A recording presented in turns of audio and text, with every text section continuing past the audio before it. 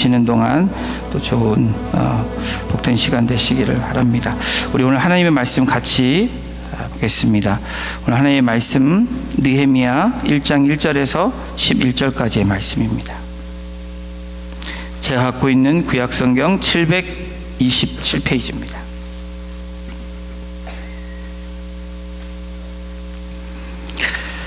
느헤미야 1장 1절에서 11절까지 한 절씩 교독으로 봉독하겠습니다. 제가 먼저 1절 봉독합니다. 하가랴의 아들 느헤미야의 말이라. 아닥사스다 왕 제20년 기슬르 월에 내가 수산궁에 있는데 내 형제들 가운데 하나니가 두 사람과 함께 유다에서 내게 이르렀기로 내가 그 사로잡힘을 면하고 남아있는 유다와 예루살렘 사람들의 형편을 물은즉 그들이 내게 이르되 사로잡힘을 면하고 남아있는 자들이 그 지방 거기에서 큰 환난을 당하고 능욕을 받으며 예루살렘 성은 허물어지고 성문들은 불탔다 하는지라.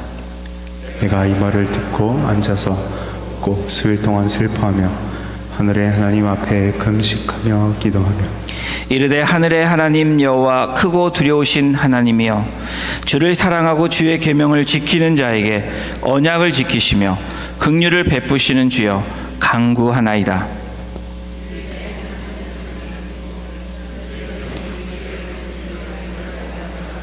주야로 기도하며 우리 이스라엘 자손이 주께 범죄한 죄들을 자복하오니 주는 귀를 기울이시며 눈을 여시사 종의 기도를 들으시옵소서. 나와 내 아버지의 집이 범죄하여 주를 향하여 크게 악을 행하여 주께서 주의 종 모세에게 명령하신 계명과 율례와 규례를 지키지 아니하였나이다. 옛적에 주께서 주의 종 모세에게 명령하여 이르시되 만일 너희가 범죄하면 내가 너희를 여러 가운데 흩을 것이요 만일 내게로 돌아와 내 계명을 지켜 행하면 너희 쫓긴 자가 하늘 끝에 있을지라도 내가 거기서부터 그들을 모아 내 이름을 두려고 택한 곳에 돌아오게 하리라 하신 말씀을 이제 청하건대 기억하옵소서. 이들은 주께서 일찍이 큰 권능과 강한 손으로 구속하신 주의 종들이요 주의 백성이니이다. 합독합니다. 주여 구하오니 귀를 기울이사 종의 기도와 주의 이름을 경외하기를 기뻐하는 종들의 기도를 들으시고 오늘 종이 형통하여 이 사람 앞에서 은혜를 입게 하옵소서 하였나니 그때 내가 왕의 술관원이 되었느니라. 아멘. 기도의 사람 16번째 느헤미야의 기도에 대해서 함께 말씀 나누겠습니다.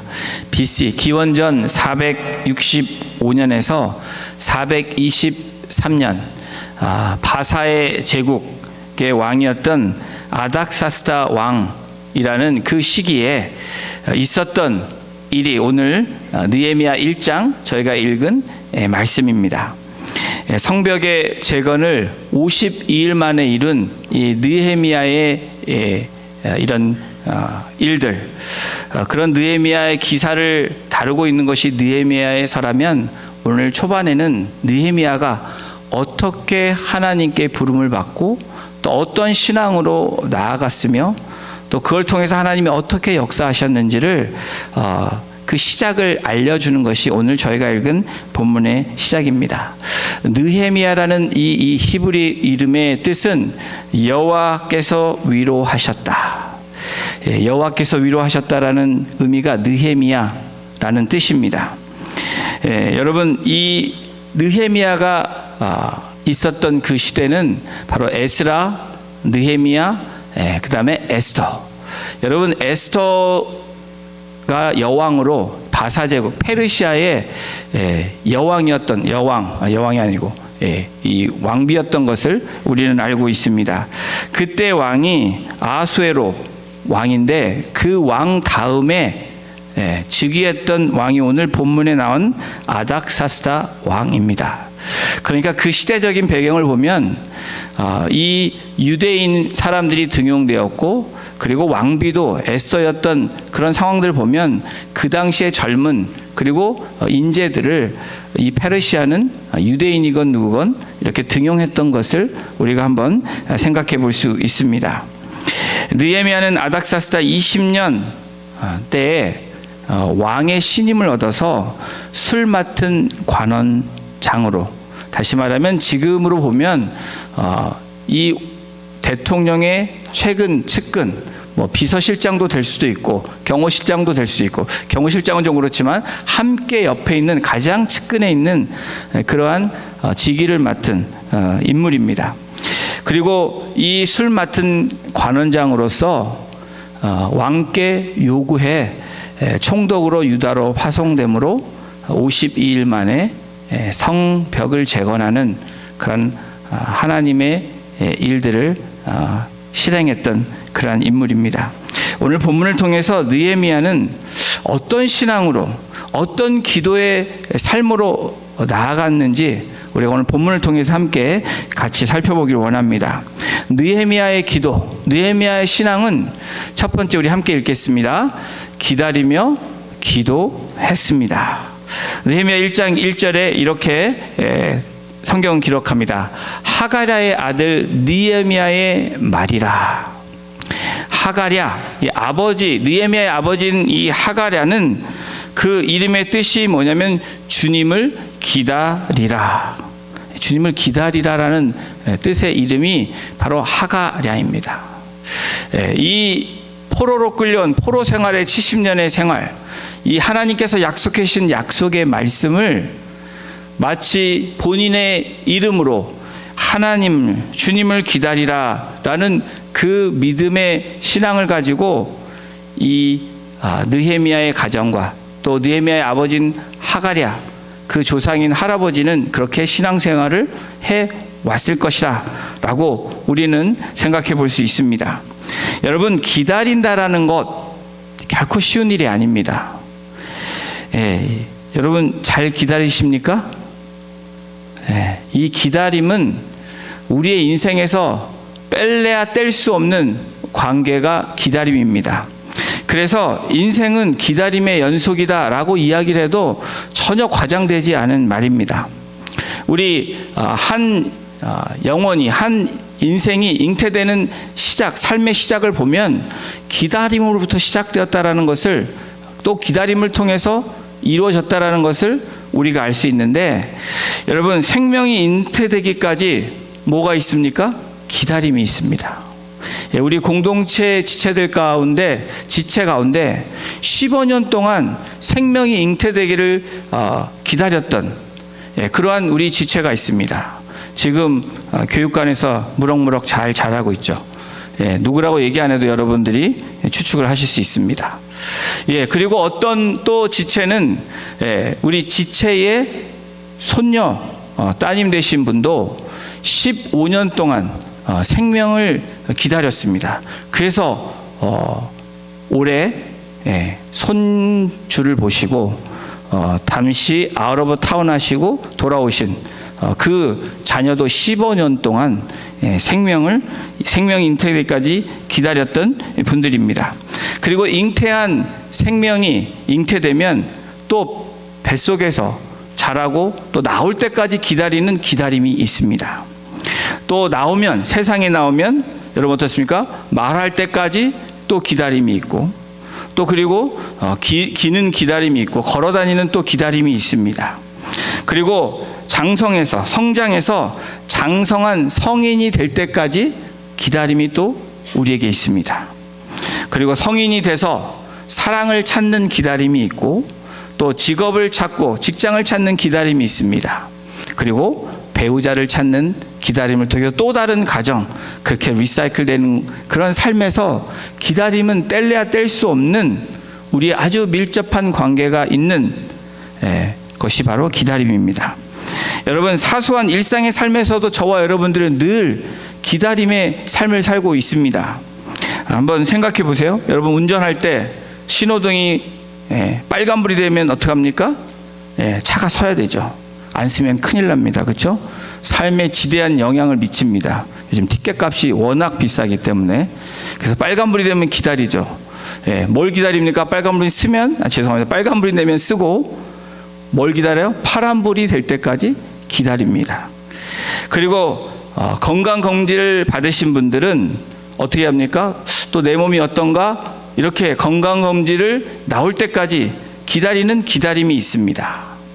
예, 공중 퍼블릭 레스토랑이나 레스트룸을 가도 사람이 많을 때는 또 줄을 서서 기다리는 그 기다림이 있습니다. 음식을 시켜도 음식을 시키고 난 후에 나올 때까지 기다리는 기다림이 있습니다. 우리 일상의 삶, 그리고 우리 신앙의 우리의 삶에서는 기다림이 늘 따라다니고 있습니다. 지금 저희가 새벽 예배에 창세기를 저희가 함께 말씀을 나누고 있습니다. 지금 몇 달 동안 창세기를 하고 있는데 창세기 인물들을 보면 기다림의 연속이고 기다림을 통해서 하나님이 하나하나 이루어 가시는 것을 알 수 있습니다. 노아 120년 동안 하나님이 언약해 주신 약속의 말씀이 성취될 때까지 노아의 방주를 짓는 그 시간, 그리고 홍수가 날 때까지 120년을 기다린 사람입니다. 여러분, 아브라함은 어떻습니까? 25년간이나 말씀을 주신 이후에 25년간이나 자녀를 언약의 자녀인 이삭을 받기까지 25년을 기다렸습니다. 우리 공동체에서도 우리 권사님 한 분은 30년 이상을 기도하며 기다린 분이 계십니다. 30년 이상 기도하신 분 없으시죠? 이렇게 조용하시죠? 30년 동안 기도하신 분도 계세요. 배우자가 변화되기를 바라면서. 이분 앞에서는 아무 명함도 내밀지 못합니다. 30년을 기다리신 분 앞에서 무슨 소리 할 수 있겠어요? 그러니까 여러분, 오래 기다린다라는 거. 그런데 여러분, 이 기다리며 기도할 때 느헤미야를 통해서 하나님이 이루시는 일들, 오늘날 우리에게도 똑같이 이 말씀은 적용됩니다. 느헤미야의 기도는 우리에게 위로가 될 뿐 아니라 우리에게 소망을 줍니다. 왜 그렇습니까? 그 기다림을 통해서 기도하고 또 기도함을 통해서 또 기다릴 수 있는 그 영적인 신앙생활이 되어질 때 느헤미야에게 주셨던 그 하나님의 은혜와 하나님의 축복이 우리 성도님들에게도 그대로 이루어질 줄로 믿습니다. 여러분, 5만 번의 기도의 응답을 받은 고아의 아버지 조지 뮬러라는 독일에서 태어나시고 고아들을 그렇게 평생 동안 돌봤던 기도의 아버지이기도 하고, 그리고 고아들의 아버지인 조지 뮬러가 5만 번이나 기도 응답을 받았습니다. 그런데 놀라운 사실은 조지 뮬러가 기도 응답받지 못한 한 가지가 있었는데, 여러분, 52년 동안 기도한 그 기도의 응답이 되지 않았습니다. 그런데 더 놀라운 것은 조지 뮬러 목사님이 돌아가신 후에 기도의 응답이 되어졌다라는 거예요. 여러분, 생전에 응답받지 못할지라도 우리가 기다리며 기도하는 그 모습은 지금 오늘날 우리 신앙인들에게 굉장히 필요한 중요한 요소이기도 합니다. 히브리서 11장 6절은 이렇게 성경이 기록하고 있습니다. 우리 함께 읽겠습니다.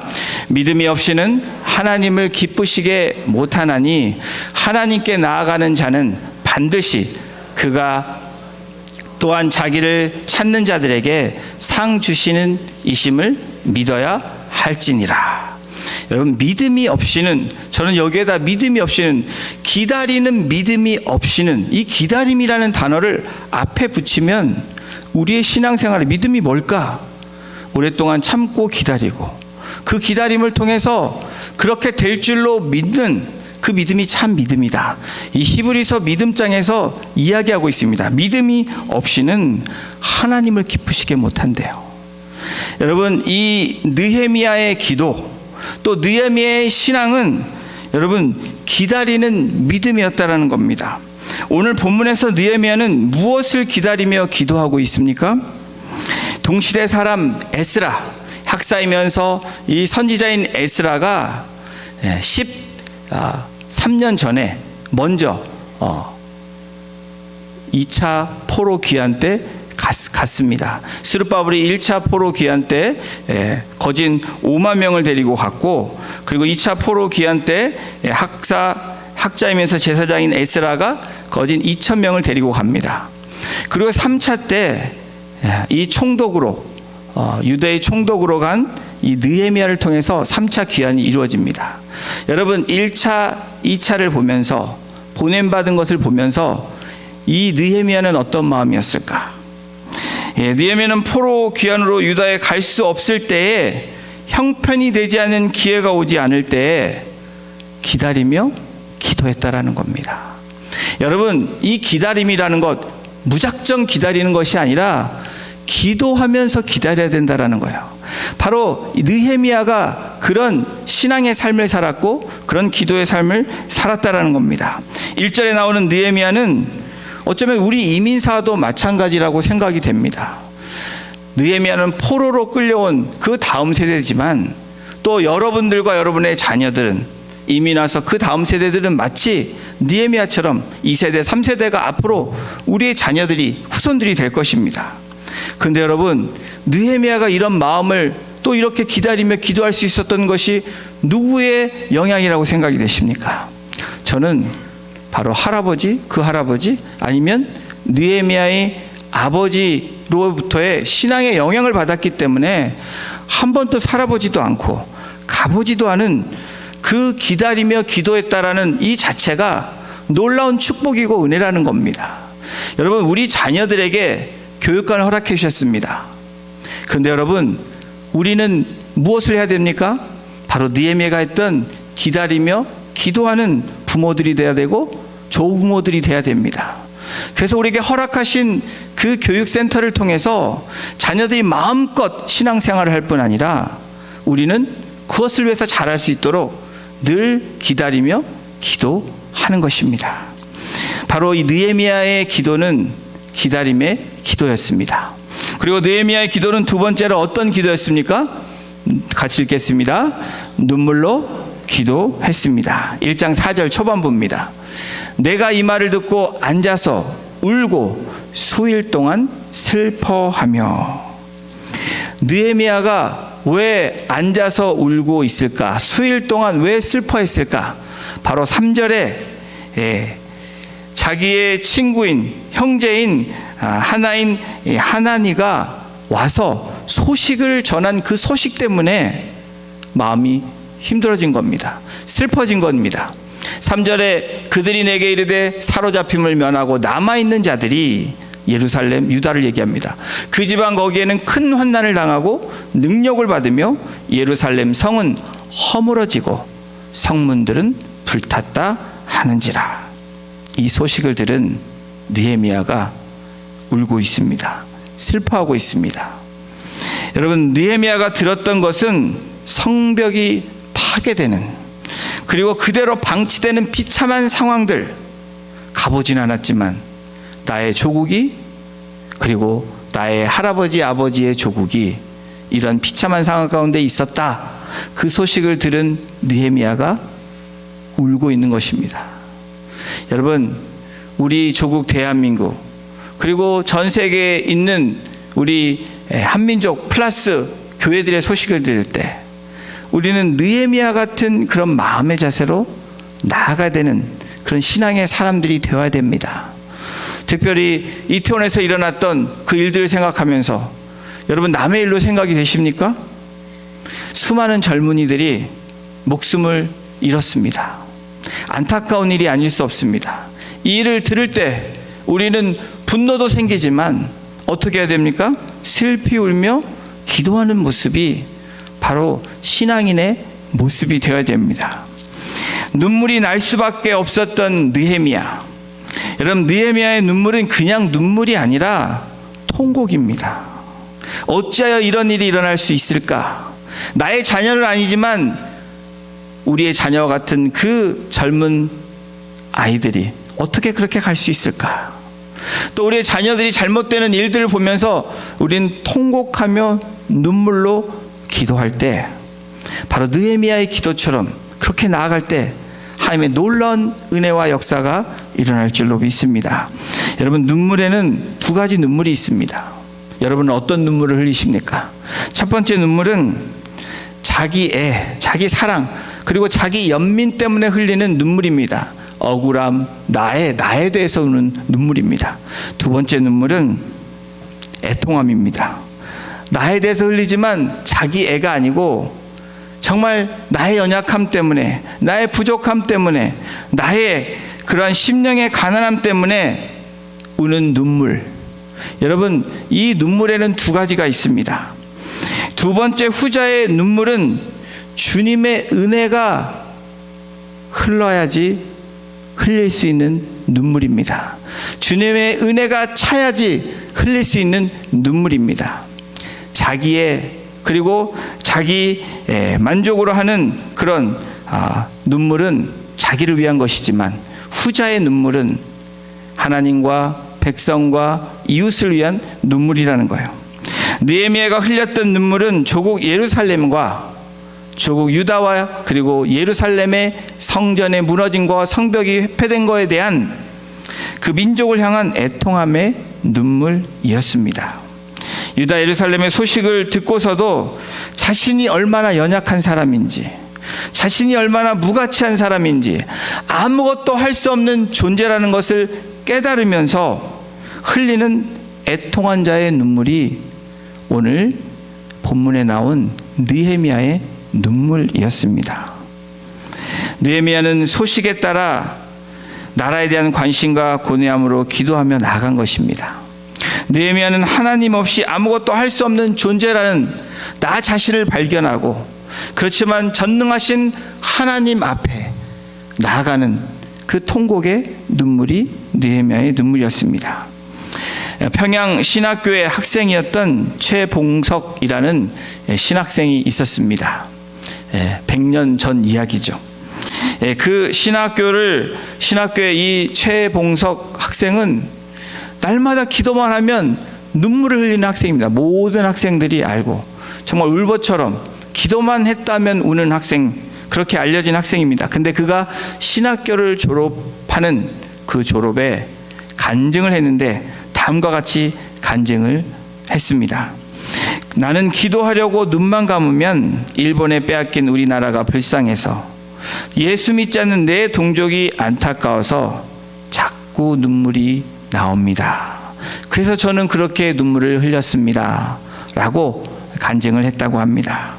사랑하는 성도 여러분, 지금 우리 조국 대한민국의 한국교회와 또 이민 땅에 있는 우리 코리안 아메리칸의 교회, 우리는 그러한 눈물이 있는지 우리의 교회를, 또 교회인 우리가 살펴보아야 되는 중요한 요소입니다. 여러분, 북이스라엘이 망한 것은 눈물의 회개가 없었기 때문에 망한 것입니다. 그런데 반대로 남유다는 다시 주님의 은혜로 귀환할 수 있었던 것은 하나님의 강권적인 역사이기도 하지만, 그와 더불어서 눈물의 기도, 바로 느헤미야 같은 회개의 기도가 있었기 때문에 남유다는 70년 만에 회복됨으로 말씀의 성취대로, 하나님 말씀하신 대로 그것을 이루는 그 놀라운 은혜를 경험한 것입니다.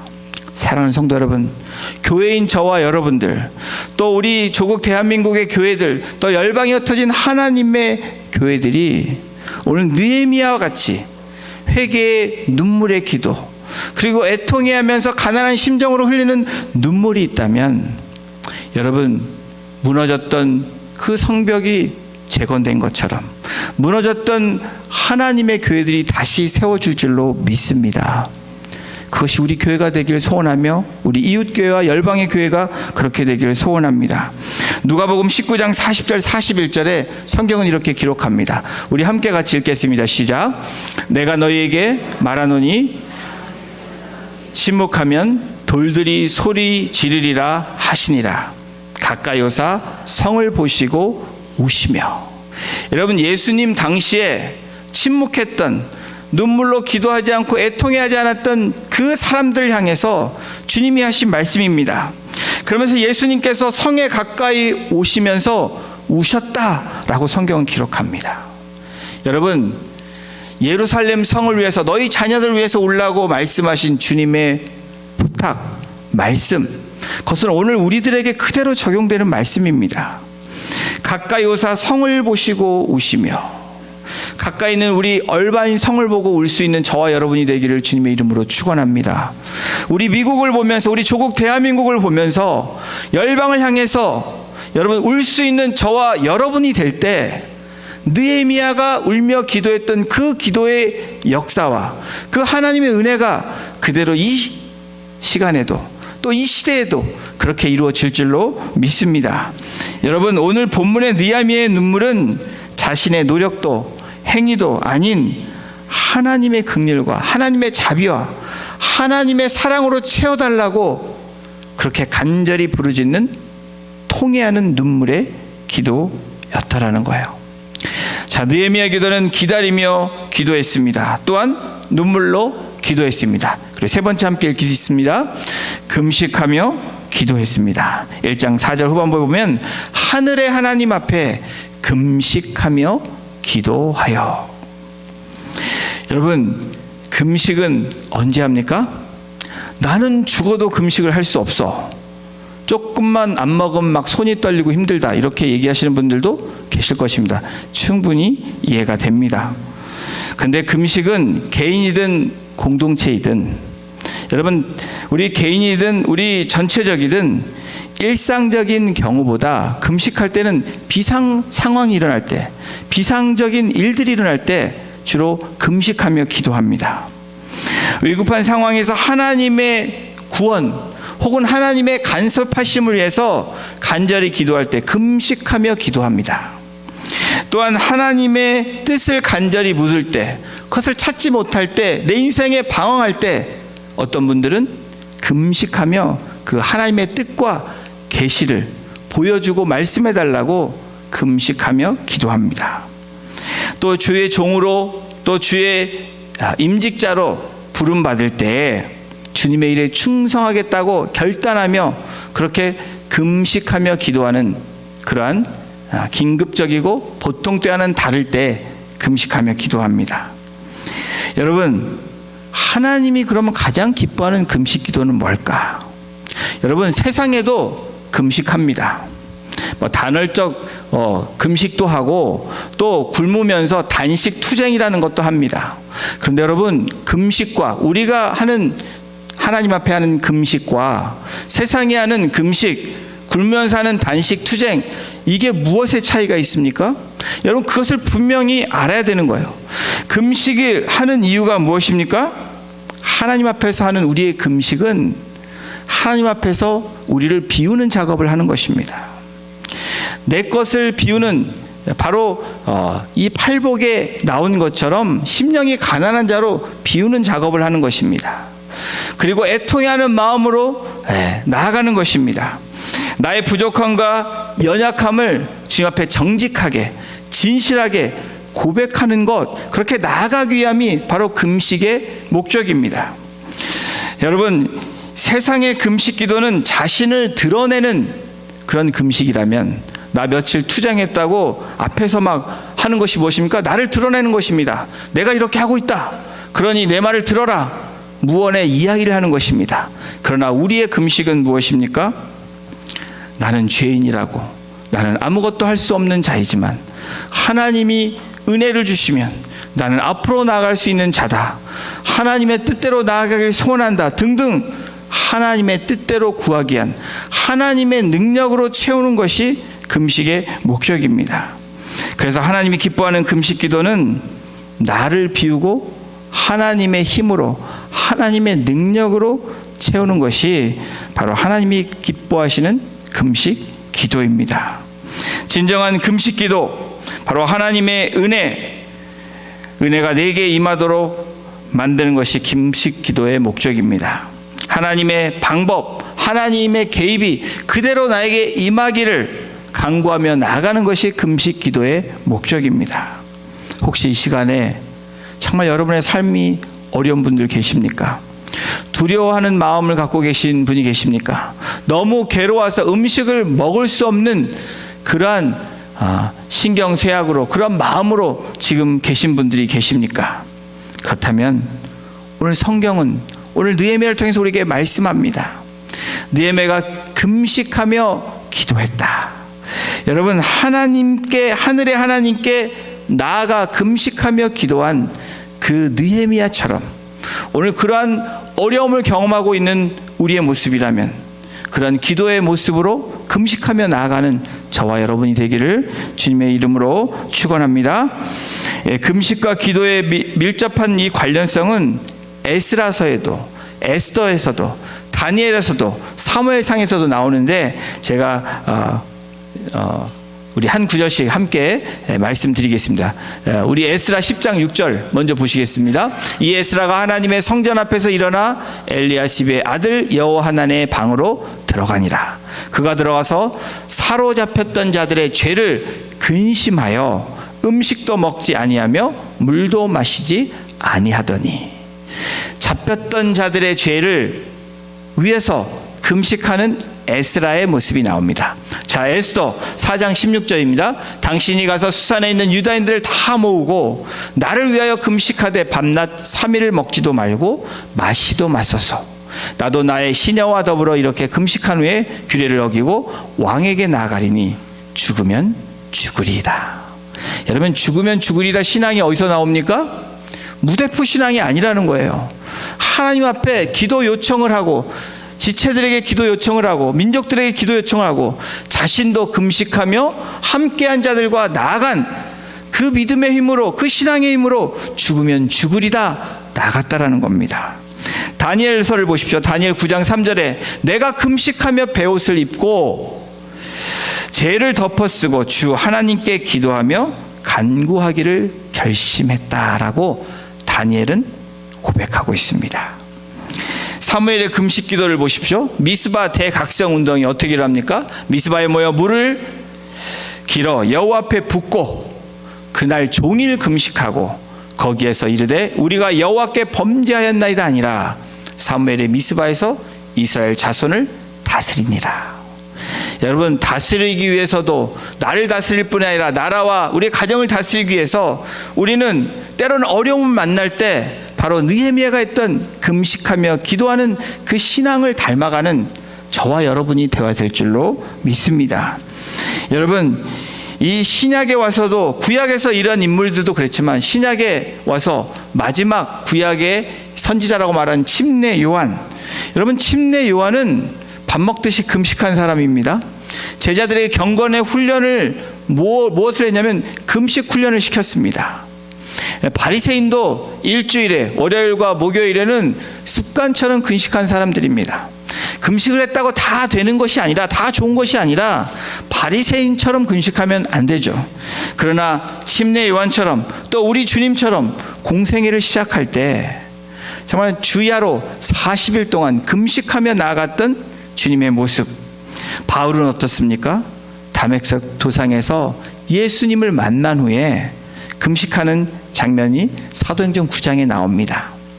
그리고 고넬료는 금식 중에 하나님의 비전을 보는 놀라운 은혜를 경험합니다. 그리고 사도행전 13장에 보면 안디옥 교회가 금식하며 바나바와 사울을 파송하여 보내는 장면이 나옵니다.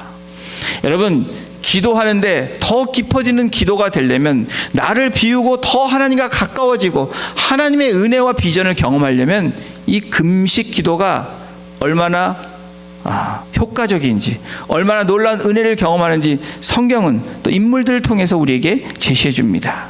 느헤미야는 하늘의 하나님 앞에 금식하며 기도합니다. 하나님, 저는 연약한 사람입니다. 저는 너무나 부족합니다.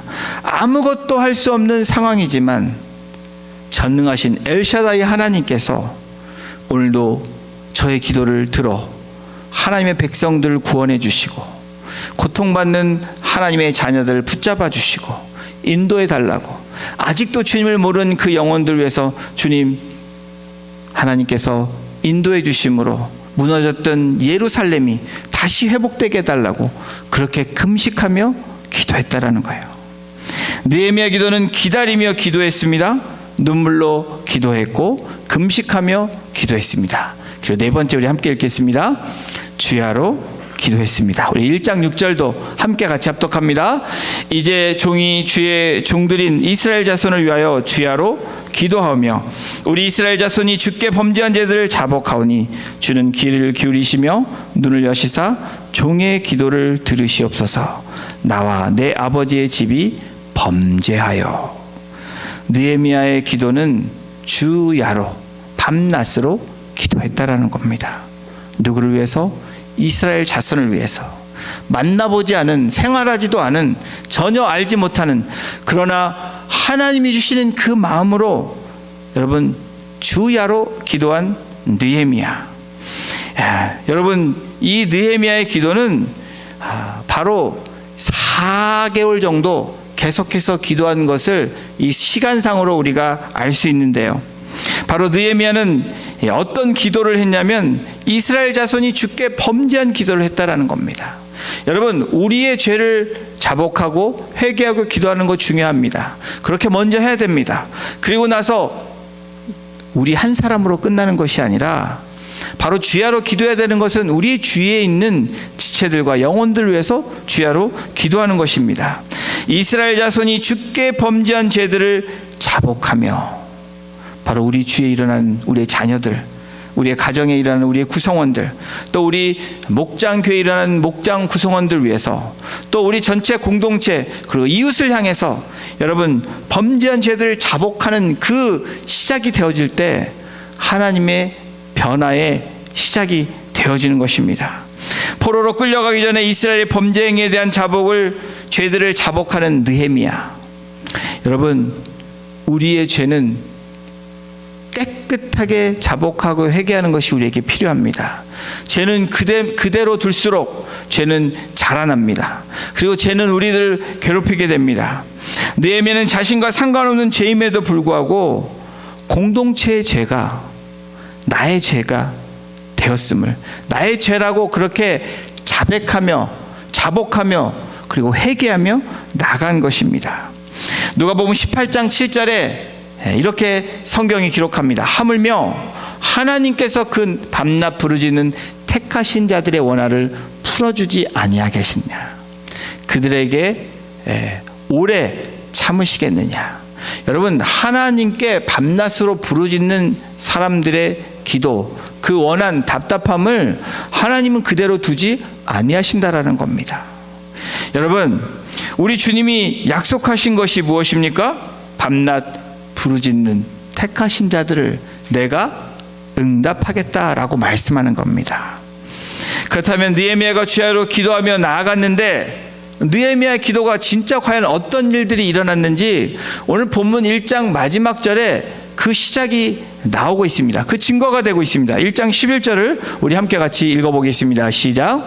주여 구하오니 귀를 기울이사 종의 기도와 주의 이름을 경외하기를 기뻐하는 종들의 기도를 들으시고 오늘 종이 형통하여 이 사람들 앞에서 은혜를 입게 하옵소서 하였나니 그때에 내가 왕의 술관원이 되었느니라. 여러분 이 11절에 기록되는 것은 왕의 술관원이 되었다. 여기가 중요한 것이 아니라 느헤미야가 하나님의 뜻에 따라 움직이는 첫 시작이 그때에 되었다라는 겁니다. 어느 때입니까? 밤낮으로 기도하며 눈물로 기도하며 그리고 기다리며 기도했던 그 느헤미야. 여러분 금식하며 기도했던 느헤미야의 기도. 그래서 이렇게 구하고 기울이사 종의 기도와 주의 이름을 경외하는 기뻐하는 종의 기도를 들어주십시오 라고 간절히 기도했더니 그때에, 여러분 그때가 어느 때입니까? 기도한 때입니다. 그리고 간절히 간구한 때이고 눈물로 하나님 앞에 나아간 때, 그때 내가 바로 느헤미야 나인 내가 왕의 술관원이 되었느니라. 여러분 이 술관원이 됨으로 말미암아 왕의 측근이 되고 그리고 아닥사스 왕에게 요청함으로 그 기도했던 기도의 제목들이 마침내 총독으로 가서 52일 만에 예루살렘 성전 그 무너진 성벽을 건축하는 놀라운 그 역사를 이루어낸 느헤미야. 여러분, 뭔가를 이루어냈다 이런 것이 중요한 것이 아니라 하나님이 응답하시는 그때가 저와 여러분들에게도 분명히 있다라는 거예요. 느헤미야만 일어난 일이 아니라 오늘 우리들에게도 그 역사들이 그때가 분명히 일어날 줄로 믿습니다. 여러분, 그때가 일어나기 위해서는 기다리며 기도해야 됩니다. 그리고 눈물로 기도해야 되고 금식하며 기도할 수 있는 그런 때도 있어야 되고, 그리고 우리가 주야로 날마다 나의 영혼뿐 아니라 다른 영혼을 위해서 애통해하며 부르짖을 때 느헤미야에게 응답하셨던 하나님이 오늘 우리 시대에 우리가 살아가고 있는 이 시간 그때에 하나님께서 응답해 주실 줄로 믿습니다. 그 응답이 이번 한 주간도 또 여러분의 삶 가운데서도 흘러 넘치시기를, 그런 고백이 우리 공동체 가운데 넘쳐나시기를 주님의 이름으로 축원합니다. 기도하시겠습니다. 하나님, 그렇습니다. 느헤미야가 주여 구하오니 간구하며 나의 기도의 소리에 귀를 기울여 달라고, 하나님을 경외하기를 기뻐하는 종들의 기도를 응답해 달라고, 그리고 형통하게 하여 주셔서 은혜를 입게 해달라고 기도했던 그 기도의 제목이 그때에 하나님께서 응답해 주셨던 것처럼 오늘 우리가 기도할 때 기다리며 또 눈물로 나아가며 또 금식하며 주야로 날마다 기도하며 나아갈 수 있는 기도의 용사들이 되게 하여 주셔서 이 어려운 시간들, 어려운 세대와 어려운 이 정치와 이 나라와 열방을 위해서 우리가 주님 앞에 무릎 꿇고 기도할 때 그때 하나님이 응답해 주시는 놀라운 은혜를 이번 한 주간도 우리의 신앙의 삶에서도 늘 경험할 수 있도록 주께서 역사하여 주시옵소서. 감사드리며 예수님의 이름으로 기도드렸습니다. 아멘. 다 같이 일어나셔서 우리 같이 찬양 드리겠습니다.